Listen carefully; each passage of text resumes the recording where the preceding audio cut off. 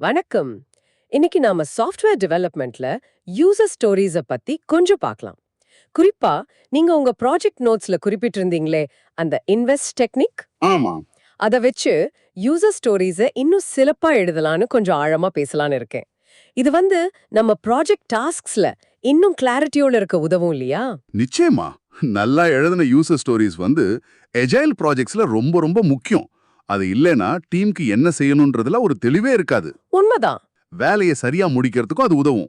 நீங்க சொன்ன மாதிரி அந்த இன்வெஸ்ட் ஃப்ரேம்வொர்க் அதை அடையறதுக்கு ஒரு நல்ல வழிமுறை. சரி, அப்போ இந்த இன்வெஸ்ட்ன்றது அது ஒரு ஆக்ரோனிம் இல்லையா? ஆமா, கரெக்ட். ஒவ்வொரு எழுத்தா போலமா? முதல்ல இண்டிபெண்டன்ட், அதாவது தனித்தன்மை. இதுக்கு என்ன அர்த்தம்? இண்டிபெண்டன்ட் அப்படின்னா ஒவ்வொரு யூசர் ஸ்டோரியும் முடிஞ்ச வரைக்கும் மத்த ஸ்டோரிஸை சார்ந்து இருக்க கூடாது. அதாவது ஒரு ஸ்டோரிய தனியா டெவலப் பண்ணவும் தனியா டெஸ்ட் பண்ணவும் கூடியதா இருக்கணும். ஓஹோ, சரி. அப்போதான் ப்ரையாரிட்டைசேஷன் அப்புறம் பிளானிங் எல்லாம் கொஞ்சம் சுலபமா இருக்கும்.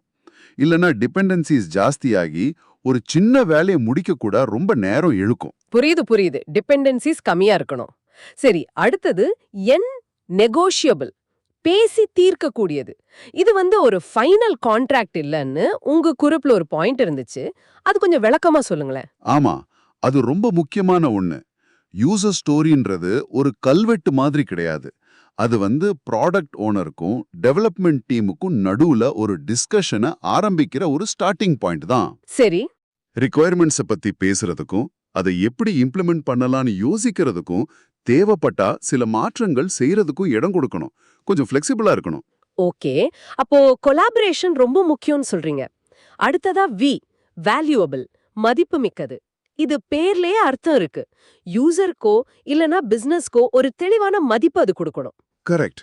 உங்க நோட்ஸ்ல இருந்த உதாரணம் நல்லா இருந்துச்சு. ஒரு யூசரா எனக்கு ஆர்டர் அப்டேட்ஸ் பத்தி இமெயில் நோட்டிபிகேஷன் வரணும், அப்போதான் என்னோட பர்ச்சேசஸ் பத்தி நான் தெரிஞ்சுக்க முடியும். இதுல அந்த யூசருக்கு கிடைக்கிற பெனிஃபிட் ரொம்ப கிளியரா இருக்கு. அதேதான். அந்த வேல்யூ யாருக்கு போகுது, அதனால என்ன பெனிஃபிட் அப்படிங்கிறது ரொம்ப தெளிவா இருக்கணும். அப்போதான் டீம் நம்ம எதுக்காக இந்த வேலையை செய்யறோம்னு ஒரு பர்பஸோட செய்வாங்க. வெறும் ஃபீச்சரா மட்டும் பார்க்காம அதோட நோக்கத்தை புரிஞ்சுப்பாங்க. சரி, அடுத்து எஸ்டிமேபிள், கணிக்கக்கூடியது. டீம் அந்த யூசர் ஸ்டோரிக்கு எவ்வளவு எஃபர்ட் ஆகும்னு ஓரளவுக்கு எஸ்டிமேட் பண்ண முடியும்னு சொல்றீங்க. ஆனா சில சமயம் இது கொஞ்சம் கஷ்டமா இருக்குமே. இருக்கலாம். ஆனா ஒரு யூசர் ஸ்டோரி ரொம்ப வேகா இருந்தாலோ இல்ல ரொம்ப பெருசா இருந்தாலும் டீமால அதுக்கு எவ்வளவு எஃபர்ட் ஆகும்னு ஓரளவு கூட சொல்ல முடியாது பாருங்க. ஆமா. அப்படி எஸ்டிமேட் பண்ண முடியலன்னா அது ஒரு இண்டிகேஷன். ஒன்னு அந்த ஸ்டோரியை இன்னும் சின்னதா உடைக்கணும், இல்லனா அதுக்கு இன்னும் டீடைல்ஸ் தேவைன்னு அர்த்தம். எஸ்டிமேஷன் பண்ண முடியலனா அது ஒரு வார்னிங் சிக்னல் மாதிரி. இது அடுத்த எழுத்தோட கனெக்ட் ஆகுது இல்லையா? ஸ்மால், சிறியது. ஒரு யூசர் ஸ்டோரி ஒரு ஸ்பிரிண்ட்ல முடிக்கிற அளவுக்கு சின்னதா இருக்கணும். நீங்க அனுப்புன நோட்ஸ்ல இருந்த மாதிரி பெரிய வேலைகளை, அதாவது எபிக்ஸ சின்ன சின்ன ஸ்டோரிஸா பிரிக்கணும். ஆமாம்.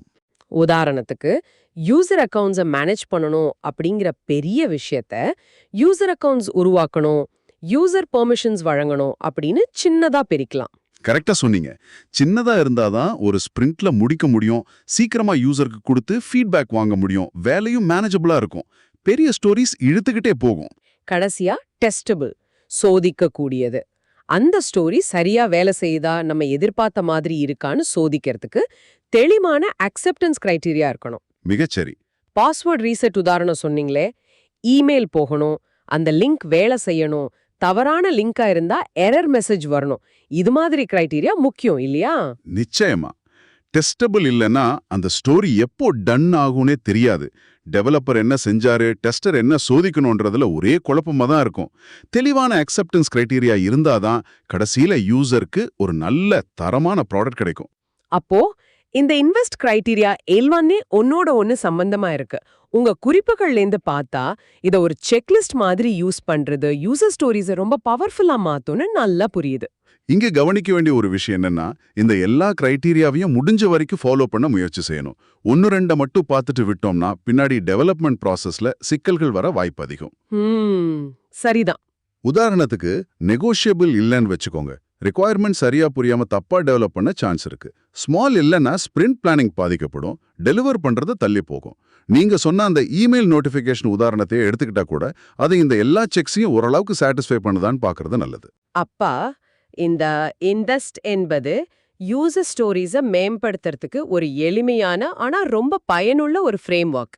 இதை சரியா பயன்படுத்த ஆரம்பிச்சா டெவலப்மெண்ட் ப்ராசஸ் இன்னும் ஸ்மூத்தாகும், தெளிவான வேல்யூ டெலிவர் பண்ண முடியும்னு சொல்லலாம். ஆமா, நீங்க யோசிக்கிறதுக்கு ஒரு விஷயம் சொல்றேன். உங்க டீம்ல இன்வெஸ்ட் கிரைட்டீரியாவை இன்னும் கொஞ்சம் தீவிரமா பின்பற்ற ஆரம்பிச்சா உங்க ரிக்வயர்மெண்ட் ரிஃபைன்மெண்ட் மீட்டிங்ஸ் எப்படி மாறும்னு யோசிச்சு பாருங்க. ஓகே. வெறும் ஃபீச்சர்ஸை பத்தி மேலோட்டமா பேசுறத விட்டுட்டு அதோட உண்மையான பிசினஸ் வேல்யூ என்ன, அதை டெலிவர் பண்றதுல என்னென்ன சேலஞ்சஸ் இருக்கு, எப்படி அதை சரியா டெஸ்ட் பண்றதுன்னு இன்னும் ஆழமா விவாதிக்க ஆரம்பிப்பீங்களா? அது எப்படி உங்க ப்ராஜெக்ட் அவுட்கமா மாத்தும்? யோசிக்க வேண்டிய ஒரு நல்ல கேள்வி. இந்த உரையாடல் உங்களுக்கும் பயனுள்ளதா இருந்திருக்கும் நம்புறோம். இந்த மாதிரி பயனுள்ள தகவல்களுக்கு எங்க சேனலுக்கு சப்ஸ்கிரைப் பண்ணுங்க. தமிழ் அஜாயில் பாட்காஸ்ட்க்கு ஒரு லைக் போடுங்க. அப்புறம் இந்த வீடியோவை உங்க நண்பர்களோடையும் ஷேர் பண்ணுங்க. நன்றி.